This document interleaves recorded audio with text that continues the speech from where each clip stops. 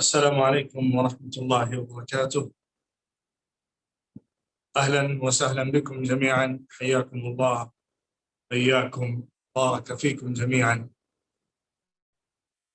أشكر الله أولا، ثم أشكر البيت الحمصي وجملة القائمين عليها، وعلى رأسهم الأستاذ وعامر حفظه الله، وجميع الإخوة الميامين. أيها الحضور المستمعون الكرام، موضوعنا اليوم دراسة مراحل السيرة النبوية من منظور الواقع المعاصر.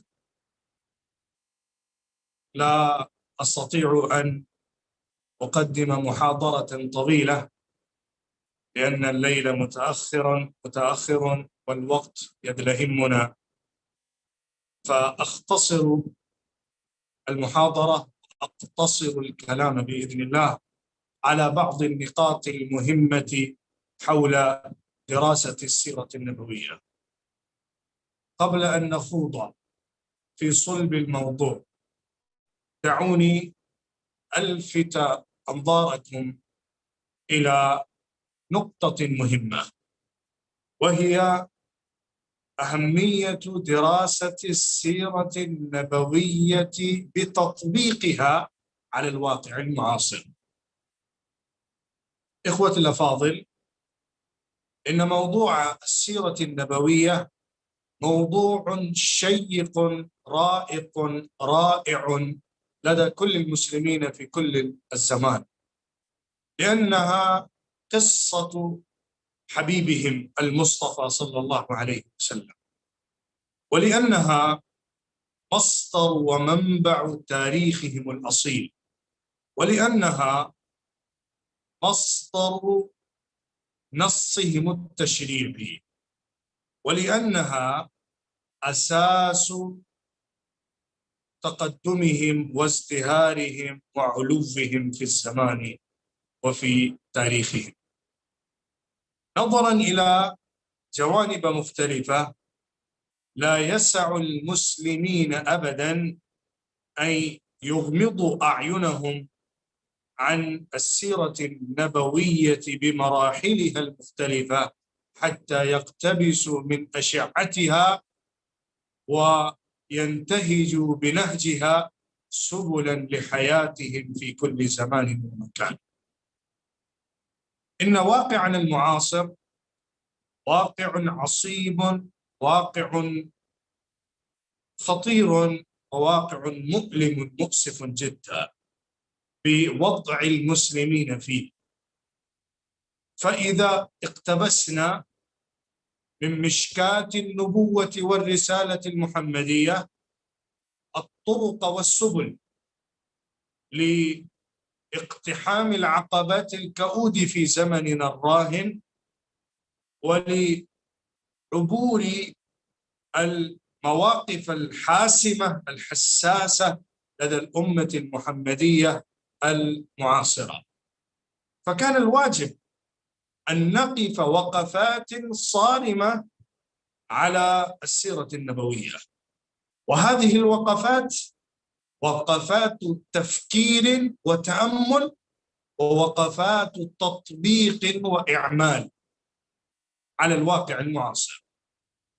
هذه الوقفات لابد أن تكون وقفات علمية فكرية دعوية إصلاحية تربوية سياسية إدارية، من جوانب الحياة كلها. ننظر إلى السيرة النبوية وإدارة الرسول صلى الله عليه وسلم المدنية الإسلامية، بدءا من غار حراء إلى وقفة في حجة الوداع. موضوع دراستنا في السيرة النبوية، وهناك دراسة سطحية تاريخية محضة للعبور على المراحل للحياة المحمدية المختلفة، نظرا إلى الوقائع والسنين والأعوام للحياة النبوية. نسرد الوقائع ونكتب الحوادث ونعبر عليها عبورا سطحيا. هذا لا يفيدنا ولا ينفعنا إلا بعض المعرفة بشخصية الرسول وحياته فقط. أما المعرفة العميقة والدراسة التحليلية والدراسة الموضوعية التطبيقية لا تتأتى إلا بالوقفات المتأملة العميقة على المراحل المختلفة للسيرة النبوية. وأعني بالمراحل الانتقال من الأحوال إلى الأحوال، من الأوضاع إلى الأوضاع، من الموقع للأمة إلى الموقع الآخر للأمة. وبخلاصة، من الاستضعاف إلى التمكين، الرحلة والانتقال من الاستضعاف والتدهور إلى التمكين والعلو. معرفة المواقف التي كانت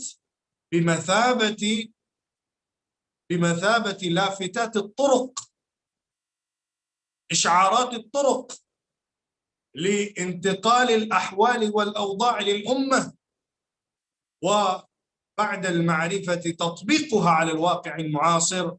هذا هو الحل الوحيد، وهذا هو السبيل الناجح لإخراج الأمة الإسلامية من المآزق والأزمات المعاصرة، سواء كانت اقتصادية، فكرية، اعتقادية، تربوية، سياسية، أيما كانت. الانتقال من الأحوال المرهبة العصيبة إلى الأوضاع العظيمة للتمكين والقوة لا تحصل إلا بمعرفة المراحل المختلفة للسيرة النبوية من هذا المنظور. هذا هو موضوعنا، وهذا موضوع طويل جدا. أقول إن كل وقفة من هذه المواقف للتاريخ من السيرة النبوية تحتاج إلى دراسة عميقة مستقلة. على سبيل المثال، إذا قسمنا حياة النبي صلى الله عليه وسلم في مرحلتين كبيرتين، مرحلة مكية ومرحلة مدنية، فلكل منهما أحوال وأوضاع وتصعيدات وخلفيات ونتائج. كل ذلك لا يمكن أن يجمع في مجلس واحد لتسليط الضوء عليها، ولا يمكن أن نحصرها في بعض النقاط المحدودة. ولكن سوف نسعى لمعرفة الوقفات المهمة الأساسية لنقل أحوال الأمة وأوضاعها من أحوال الاستضعاف إلى حالة التمكين والقوة والقدرة. إذا رأيتم كتب السيرة تجدون تقسيم مراحل السيرة النبوية من وجهات نظر مختلفة. التقسيم الأول كما ذكرت المرحلة المكية والمرحلة المدنية، وبينهما تقسيمات أخرى باعتبار الأحوال الواقعة في الحياة المكية والحياة المدنية، لأن الحياة المكية ليست على حالة واحدة أو على صورة واحدة من الاستضعاف أو الضعف، وليست الحياة المدنية كلها حياة تمكين وقوة وسطوة بكل الجوانب. إن هناك رقيا تدريجيا، وإن هناك تصعيدا للأوضاع والأحوال على حسب الخلفيات والدواعي لهذه الأوضاع. بعض الناس يقسمون السيرة النبوية أو المراحل للسيرة النبوية في 5 قسمات، وبعضهم يقسمونها في 3، وبعضهم أكثر أو أقل. ولكن أريد في هذه الأمسية المباركة وفي هذه الجلسة الميمونة أن أتكلم عن المراحل المهمة الأساسية من السيرة النبوية، وأقسمها إلى 5 وأكتفي بها. دعوني أخبر وأتكلم عن المراحل التي أقصدها بمحاضرة هذه، ثم نأتي إلى شرحها وتطبيقها على الواقع أو نظرتنا إليها باعتبار واقعنا المعاصر. المرحلة الأولى هي مرحلة بدء النواة من الدعوة المحمدية في مكة المكرمة، أو يمكن أن تقول بذور الدعوة الصادقة للرسالة المحمدية. هذه مرحلة 3 سنوات من الرسالة المحمدية بعد أن أصبح نبيا ورسولا، وهذه المرحلة تعرف بمرحلة الدعوة السرية. ثم تأتي مرحلة الدعوة العامة، وهي تنتهي إلى شعب أبي طالب، لأن المرحلة تنتقل من سوء إلى أسوأ، بدءا من شعب أبي طالب، ثم بوفاة أبي طالب وخديجة رضي الله عنها، حتى الهجرة إلى المدينة المنورة. ثم الهجرة إلى المدينة المنورة بدء مرحلة جديدة. وبعد ذلك إلى غزوة الخندق، غزوة الأحزاب، مرحلة مستقلة في المدينة المنورة، مرحلة تمكين القوة في المدينة المنورة. ثم المرحلة الأخيرة بعد غزوة الخندق إلى آخر حياة النبي صلى الله عليه وسلم. أنا لا أريد أن أسرد الوقائع والحوادث من السيرة النبوية في كل المراحل من الغزوات والأعمال الإدارية والأعمال السياسية والأعمال العلاقات بين الدول لرئاسة أو لمملكة المدينة المنورة. هذا موضوع طويل جدا، ولكن من منظور الواقع المعاصر كيف ننظر هذه المراحل، وكيف يمكننا أن نقتبس ونقتفي أثر محمد صلى الله عليه وسلم في انتقال من الاستضعاف إلى التمكين. هذا أمر مهم. أول نقطة نستلهمها من حياة النبي صلى الله عليه وسلم وحياة أصحابه رضي الله عنهم أجمعين في أول مراحل الرسالة المحمدية في مكة المكرمة إنما هي نقطة الثبات والصمود والاستقامة على المهمة والدعوة، عدم الميل والجنف إلى جهة غير مستقيمة من أي وجه كان. لا بد أن نقف وقفة لا يمكن أن يزلزل أقدامنا شيء، فكر مستغرب، فكر مستورد، أو فكر غير ملائم لمهمتنا. كيف قام النبي صلى الله عليه وسلم وأصحابه؟ كيف وقف النبي صلى الله عليه وسلم في أول مراحل الدعوة في زمن الدعوة السرية؟ كان رسولنا صلى الله عليه وسلم يريد أن يجعل جبهة يقدمها للرسالة وللدعوة أمام الناس، حتى يكون هناك أساس ومنبع ومصدر لهذه الدعوة فيما بعد.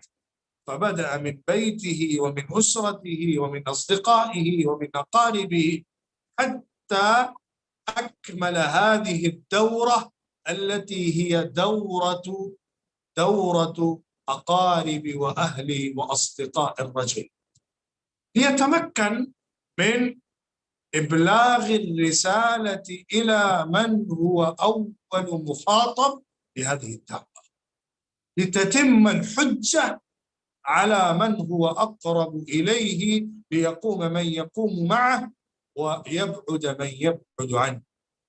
وهذا ما تم في 3 سنوات، حيث جمع النبي صلى الله عليه وسلم أسرته: أنذر عشيرتك الأقربين. فالنبي صلى الله عليه وسلم كان يجمع بني هاشم ويجمع بني المطلب ويتكلم معهم ويقدم إليهم رسالته ويبلغ دعوة ربه ويعرض أمامهم هذه المهمة التي قام بها، كلمة لا إله إلا الله، من يقبلها فيقوم مع النبي صلى الله عليه وسلم بكل صمود وثبات وقوة ويستميت في سبيلها، ومن يتنكب عنها يبعد عن هذه المهمة حتى تمت الحجة فجاء الحكم من ربنا عز وجل: فاصدع بما تؤمر وأعرض عن المشركين. فالنبي صلى الله عليه وسلم بدأ الدعوة من جبل صفا، وأبلغ رسالة ربه إلى كل قرشي من كبير وصغير وسيد ومسود وحاكم ومحكوم وقائد ومقيد. بلغ النبي صلى الله عليه وسلم إلى كل واحد وأبلغ رسالة ربه لتتم الحجة. أنا أتكلم عن هذه المهمة وعن هذه المرحلة أو المرحلتين الابتدائيتين. في هذه المرحلة كان النبي صلى الله عليه وسلم يصمد صمود الجبال الراسيات لإقامة الحجة، يبلغ بكل وسيلة ممكنة ويشرح الدين بكل أسلوب حكيم، ويبلغ كلام ربنا تبارك وتعالى إلى أسماع كل المستمعين والسامعين، ويشرح صدور المؤمنين. وهذا ما تم إلا بوقفة صادقة صارمة أمام التيار الجارف، التيار المعادي للإسلام والتيار المعادي لرسالة محمد صلى الله عليه وسلم في تلك الآونة. لم يكن تيارا عاديا، بل كل قريش قامت وقعدت ضد هذه المهمة، لأنها فهمت نتائج وعواقب هذه الدعوة، وقاموا بكل وسيلة ممكنة للحظر على هذه الدعوة. ولكن الذي يجب أن نقتبسه من هذه المرحلة للسيرة النبوية الاستماتة في الدفاع عن الأسس للمهمات. نموت ولا نتفاوت ولا نتخلف. لو وضعوا الشمس في يميني والقمر في يساري على أن أترك أمري فلن نترك حتى أهلك أو يغلب الله أمري. هذا موقف إيمان، موقف يقين، موقف ثبات، موقف استقامة، هو الحل الأول للخروج من الضغوط الشديدة من قبل القوات الطاغية والقوات العصية الشديدة. إذا لم يكن هذا النوع من الثبات وهذا النوع من الاستقامة وهذه المواجهة القوية ضد التيار الجاري في المعادي، لم يمكن أن يأتي دور التمكين. بهذا كان دور إقامة الحجة. ثم بعد فشل كل المفاوضات من قبل هذه القوة المعادية لمحمد صلى الله عليه وسلم ودعوته، أتوا إلى مرحلة الضغط النفسي. بدأوا بالضغط الجسماني، ظلموا وأتوا بأنواع التعذيب على المسلمين الضعفاء، على العبيد من المسلمين وعلى الإماء من النساء وعلى الفتيان والشبان وعلى الشيوخ والصغار. أتوا بكل ما عندهم من الوسائل للتعذيب والتنكيل والتشديد على المسلمين. ثم بعد ذلك جعلوا المسلمين ومن قام مع النبي صلى الله عليه وسلم رجالا منبوذين، إذا صح التعبير.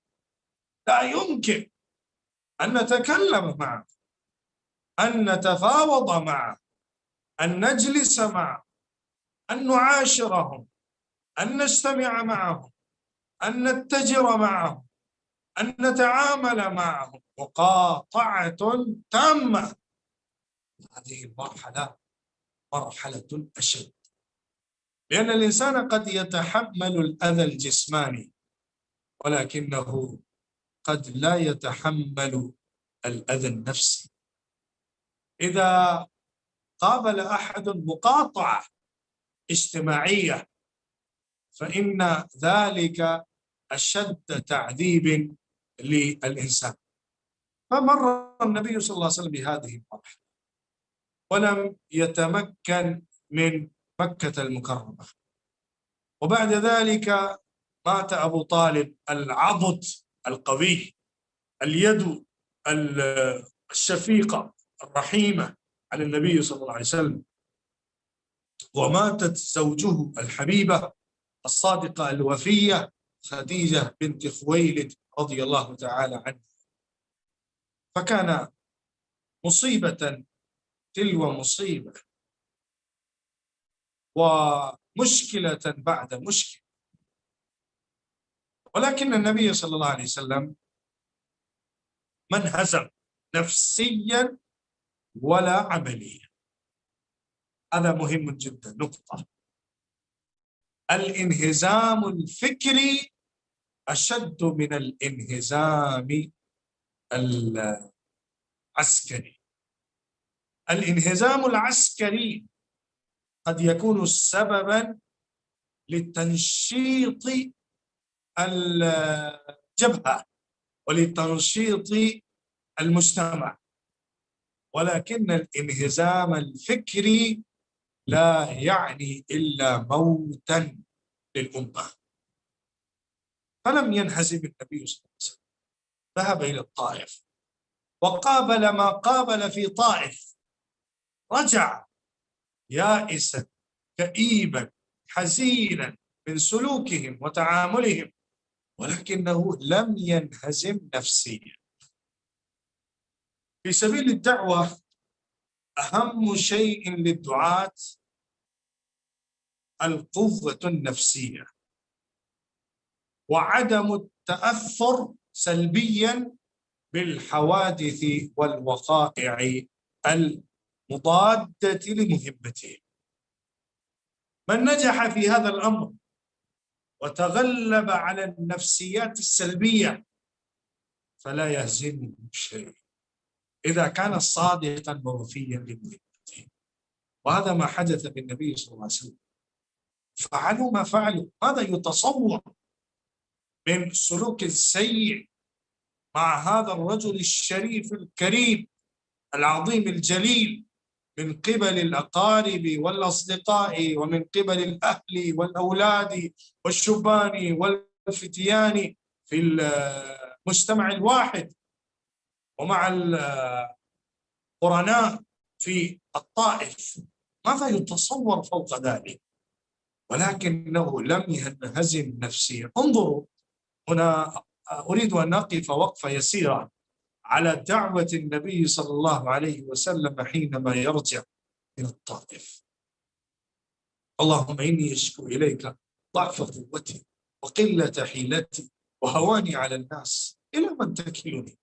يشكو إلى الله وله الحق في ذلك، لكن انظروا إلى إيمانه وإلى فتحه النفسي.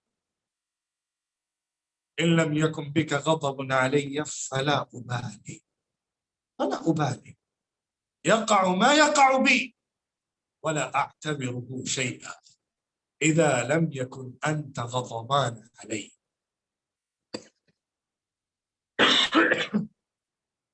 فهذه الوقفة وقفة مهمة للدعاة في سبيل الله.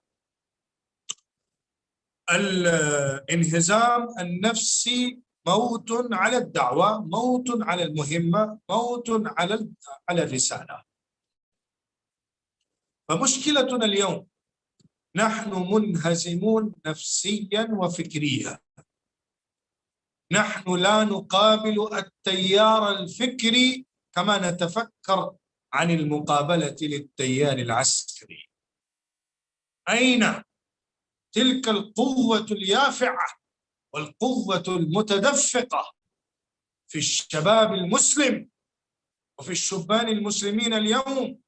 يستطيعون به أن يقوموا أمام كل فكر مستورد بفكر الإسلام الصحيح السليم، مستقيمين ثابتين صامدين قائمين على الحق. إذا أتت فكرة مستغربة وبهرت العقول كيف يميل إليها الشبان وكيف يستهتر بها الشباب. هذا ليس من شباب المسلم، إنما القوة الفكرية أول مصدر لتمكين وللقوة في المجتمع. فهذه المهمة لابد أن تكون قائمة على أساس القوة النفسية والفكرية والاستقامة على الحق عقيدة نظرا فكرا وسلوكا وعملا وتطبيقا وتعاملا ومعاشرة.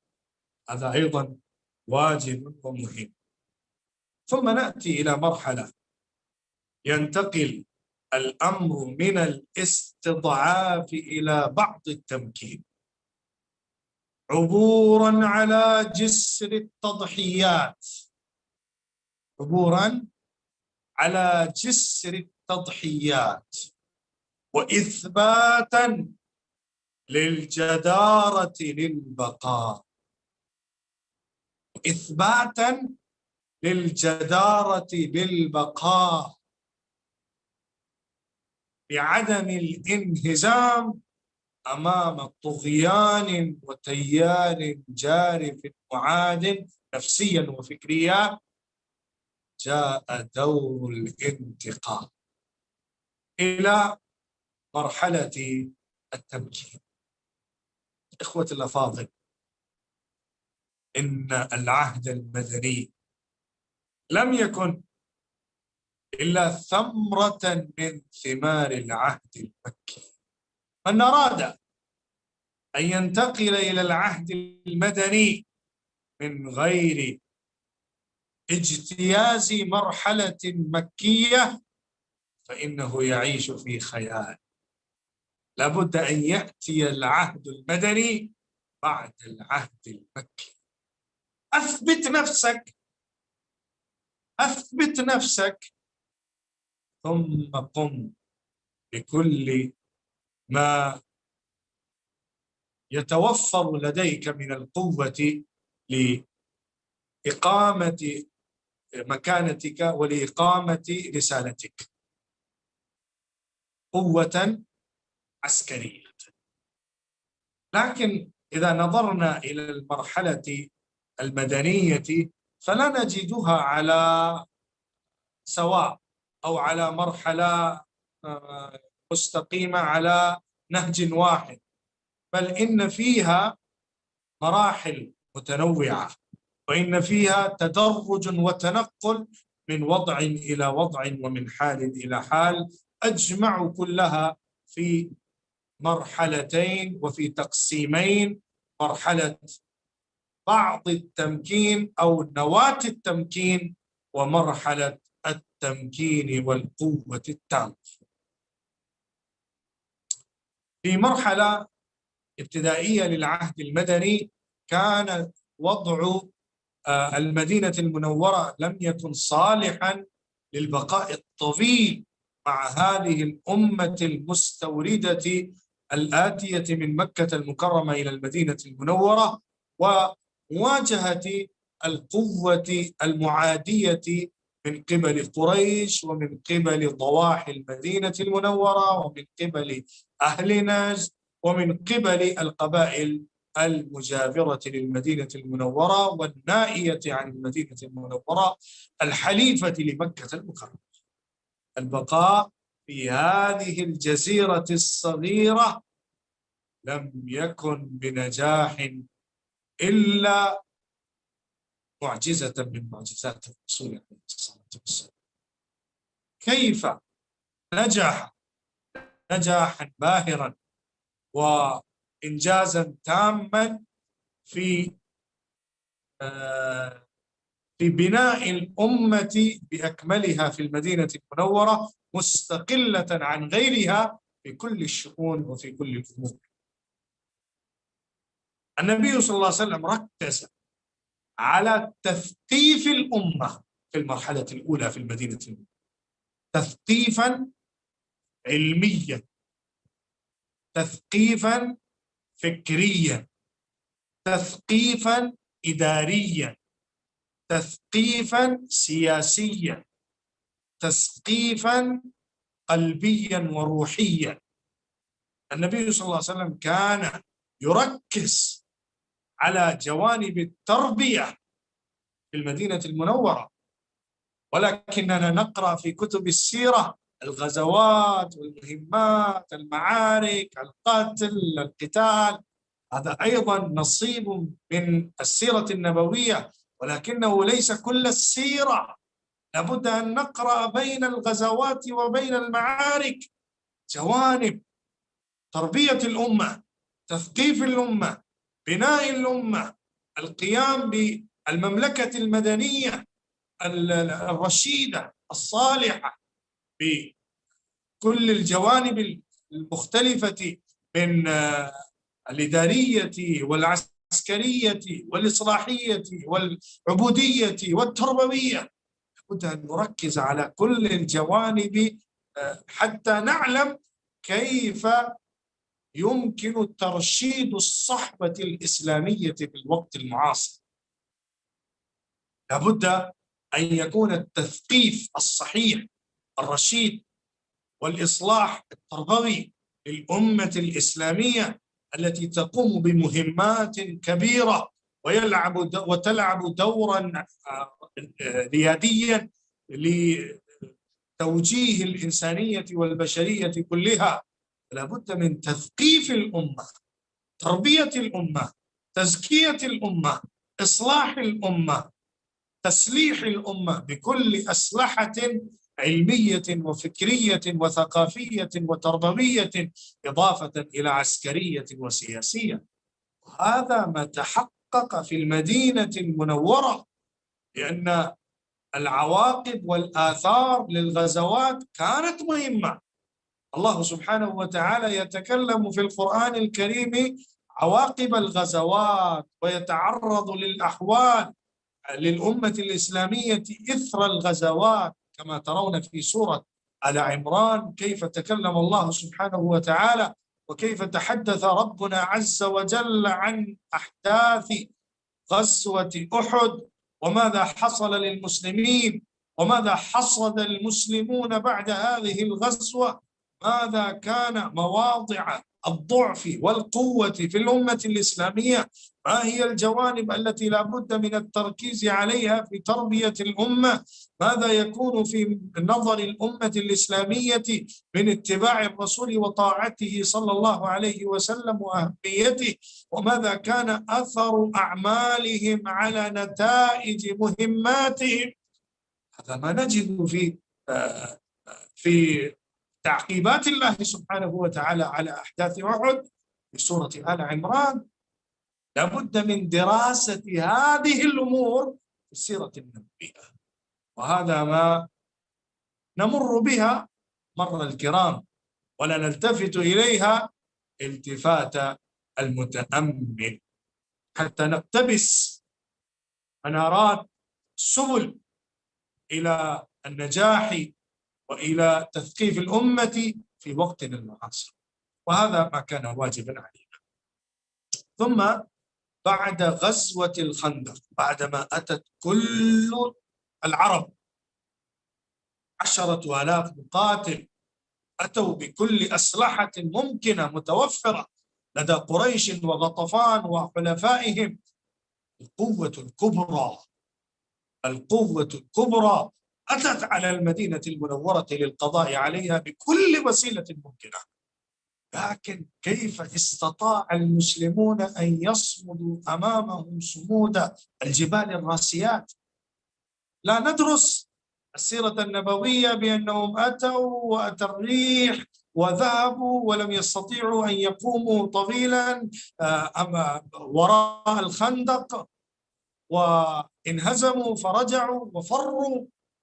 لابد أن نرى كيف ربى النبي صلى الله عليه وسلم الصحابة الكرام حتى قاموا مع كل البرد القارس على الحدود والثغور، ومع كل الظلمات من قبل المنافقين في المدينة المنورة داخلها وعلى حدودها.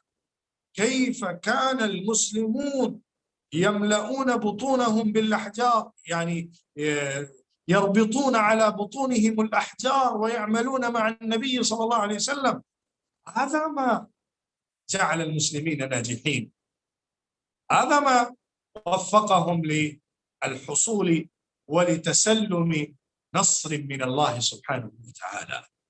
هذا ما نتأمله ونأخذه من السيرة النبوية. أين نحن أيها الإخوة من هذه المواقف؟ كيف سلوكنا نحن المسلمين؟ كيف نحن المسلمون؟ كيف أمرنا ونحن نتأمل أن يحدث ما حدث مع أصحاب رسول الله صلى الله عليه وسلم في المدينة المنورة؟ كلا، لا يحدث ولا يقع إلا إذا أثبتنا ما أثبته هذا الجيل، إلا إذا تربينا على ما تربى هذا الجيل. لن يصلح آخر هذه الأمة، لن يصلح آخر هذه الأمة إلا ما أصلح أوله، لن يصلح آخر هذه الأمة إلا بما صلح به أوله. هذا هو الأمر. وبعد غزوة الخندق وغزوة الأحزاب جاء دور جديد، هذا انتقال تماما من مرحلة الاستضعاف إلى التمكين. لذلك قال النبي عليه الصلاة والسلام بعد غزوة الأحزاب: الآن نغزوهم ولا يقصرون. لقد حصلنا على مرحلة أننا أصبحنا قوة متكافئة مع قريش.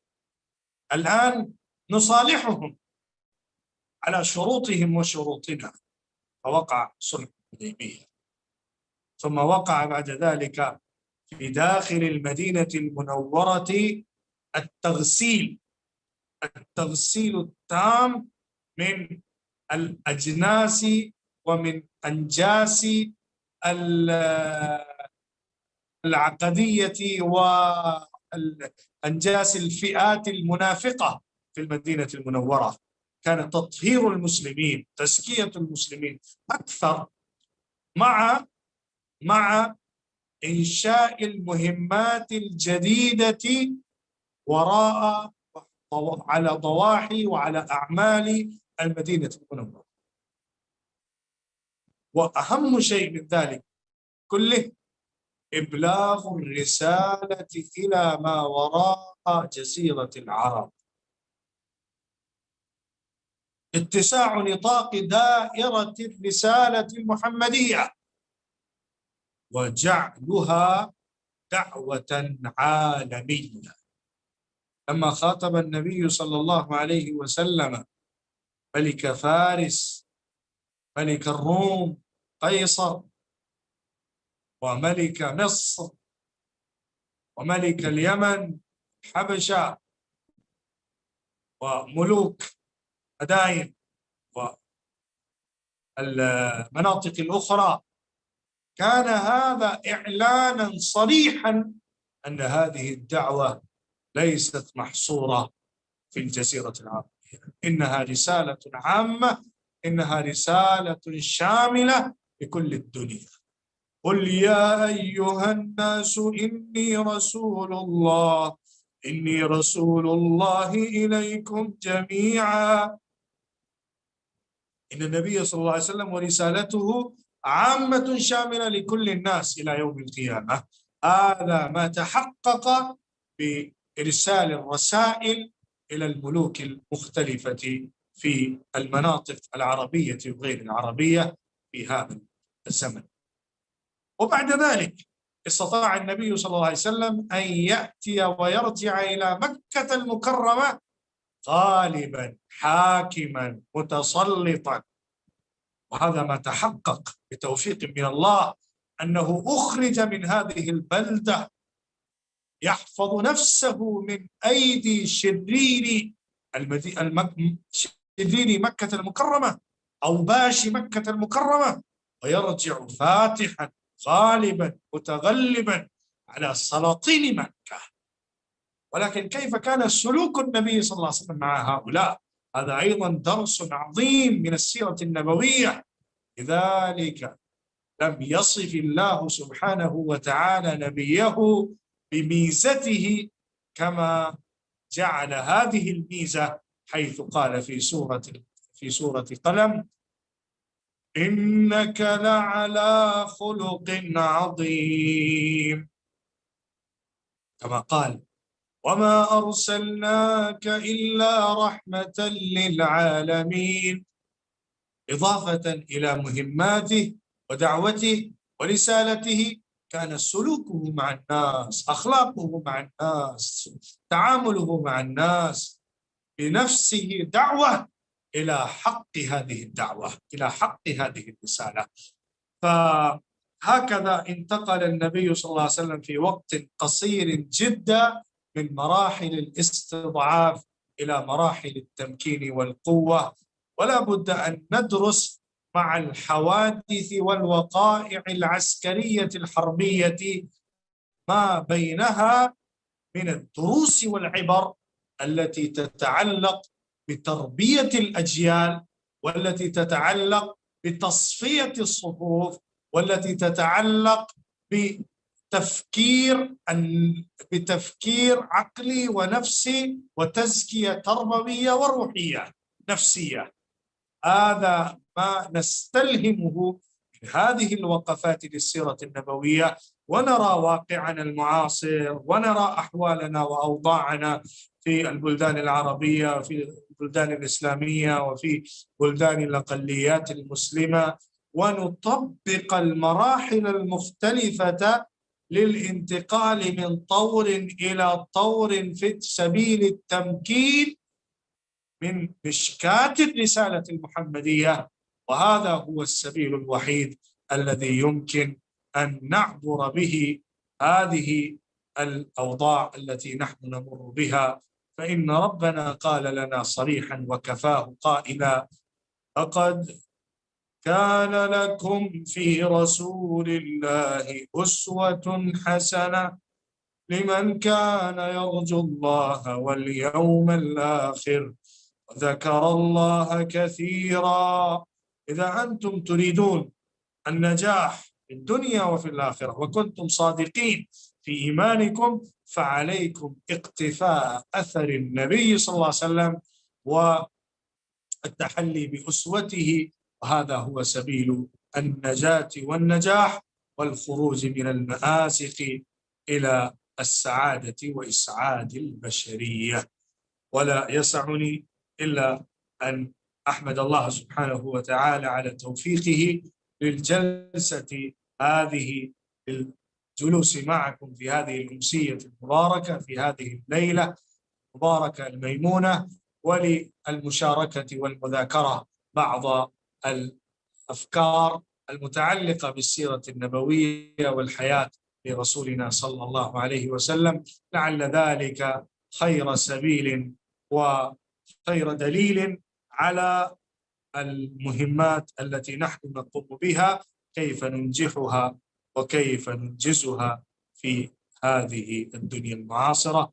الله ولي التوفيق، وآخر دعوانا أن الحمد لله.